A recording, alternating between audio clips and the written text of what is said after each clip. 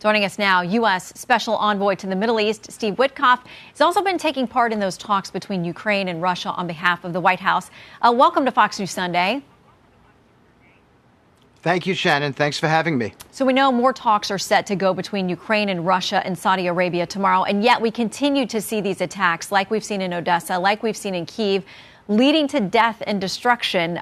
The ranking member of the Senate Foreign Relations Committee, Jeanne Shaheen, says this: when Trump asked for the killing to stop, Putin refused. Putin does not want peace, and it is time for the president to realize that. Are you convinced he wants peace? I feel that he wants peace. The president had two very productive calls this week, or last week, I should say, one with President Zelensky, one with President Putin. I sat and listened to both of them.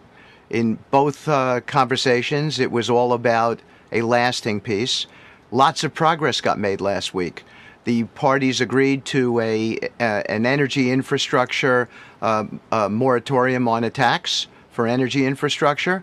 I think that you're going to see in Saudi Arabia on Monday some real progress, particularly as it affects a Black Sea ceasefire on ships between both countries.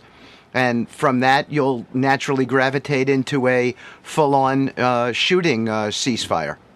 Okay, you have said recently you don't, quote, I don't regard Putin as a bad guy. You've said you feel like you can negotiate with him, but here's how the National Review describes him. They said he's a tyrant who murders, maims, and imprisons his critics, who has abolished civil society and independent media in Russia, who has invaded a neighbor, engulfing that country in violence for the purpose of crushing and subjugating it.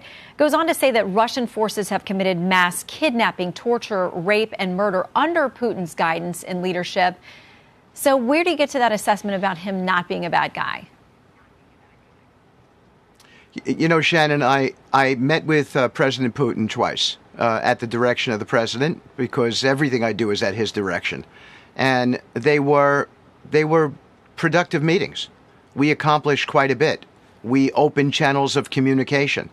President Putin told me at the first meeting that he had had no conversation with the prior administration, in particular President Biden, for 3.5 years.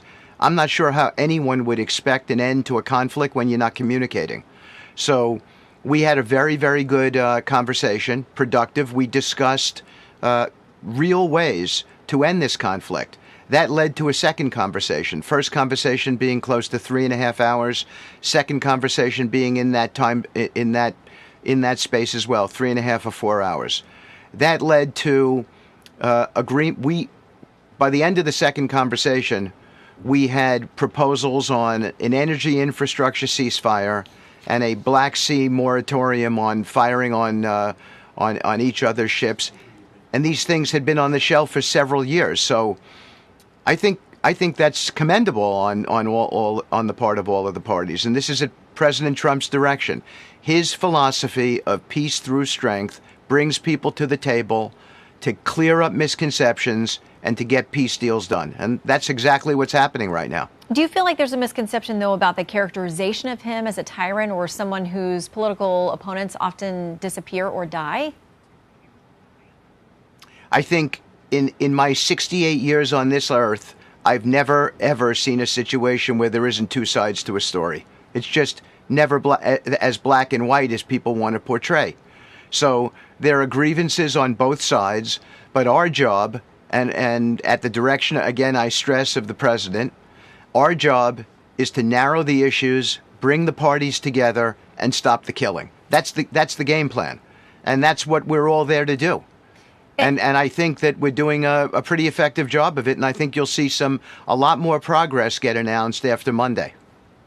You seem convinced that he doesn't want to expand the territory beyond what he's taken now. I know there's going to be conversation about how much of that Ukraine does or doesn't get back. But you're convinced that he's not going to go further or have aspirations towards Europe. Obviously, they're concerned about that being much closer to this geographically. But 2014, we had Crimea. That hasn't come back. Why? And he's, gone far beyond that in this most recent attack on Ukraine. So why are you convinced that he won't press further if he's given some reward or some territory this time around? Well, look, he's been at war for several years. It's in large part been about those five regions, and it's in his speeches. It's there's a view within the country of Russia that these are Russian territories, that there are referendums within these territories that justify these actions. This is not me taking sides. I'm just identifying what the issues are. I've never seen a conflict that can be resolved without level setting the facts, and we're level setting the facts. Now, I've been asked my opinion, so about what President Putin's motives are on a larger scale, and I simply have said that I just don't see that he wants to take all of Europe. This is a much different situation than it was in World War II. In World War II, there was no NATO. So you have countries that are armed there. To me, it just does. I take him at his word in this sense. So, and I think the Europeans are beginning to come to that belief too. But it sort of doesn't matter. That's an academic issue. The real issue here, the agenda set forth by President Trump, he is my boss, and I adhere to that fact. The agenda is stop the killing, stop the carnage. Let's end this thing. You can't end things without communicating with both sides, understanding what each of them need, and then trying to bring them together. And that's what we're doing. Yeah, and we certainly hope that there's great progress in those talks this week, getting to this point and now moving forward. But I want to make sure while we have you that we ask about the Middle East, where I know you've poured your heart into those negotiations as well. Clearly, the ceasefire is broken there. I know that you said Hamas has been unreasonable in trying to respond to another round of the next phase of a ceasefire. Where do we go from here? What are the odds you get them back to the table and get these hostages home? Well, I certainly hope we get everybody back to the table and get the hostages home. I was in Doha. I met with many of the Arab leaders at the Arab Summit. I thought we had a deal, an acceptable deal. I even thought we had an approval from Hamas. Maybe that's just me getting duped. But I thought we were there, and evidently we weren't. So this is on Hamas. The United States stands with the state of Israel. There's just that's a 100% commitment, and we've expressed that. Hamas had every opportunity to demilitarize, to accept the bridging proposal that would have given us a 40 or 50-day ceasefire where we could have discussed demilitarization and a final truce. There were all kinds of opportunities to do that, and they elected not to. And this becomes the alternative, and it is unfortunate. Do I think would we be amenable to a reach out from Hamas? Of course we would be. No different than in the Russian conflict. We want to end the killing. But we need to be clear who the aggressor is here, and that is Hamas. Well, and quickly, I want to ask you before you go about Iran. The president has sent a letter to the supreme leader there giving a timetable for negotiations over their nuke program. 2 months. What happens if you get to the end of the 2 months without progress? Well, this follows exactly the talking points that me and you have just gone over in Russia, Ukraine, in the Middle East, and now Iran.